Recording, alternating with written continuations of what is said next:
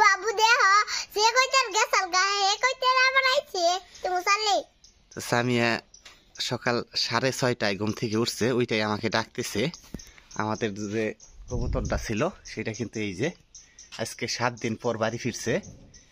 এটা গেছিল গা আমাদের কবুতরের ঘর থেকে।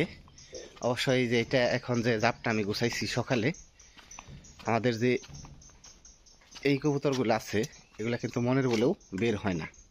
ওরা কিন্তু এই যে সকালবেলা এখন ওই যে শীত ধরছে মনে হয়, ওরা কখনো বের হয় না।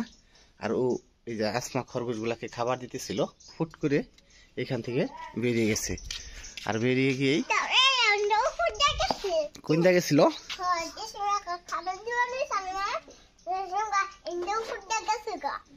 আসমা এখানে খরগোশগুলাকে খাবার দিতেছিল আর ওরা কিন্তু এইখানেই ছিল। আর ওই কবুতরটা ফুট করে বেরিয়ে গেছে।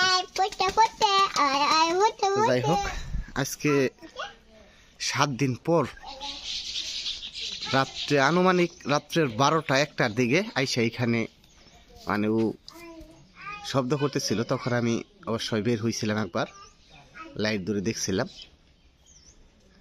অবশ্যই সকালবেলায় ডাকতেছি কিন্তু নিচে নামতেছে না, হয়তো নামলেও নামতে পারে, তো দেখা যাক।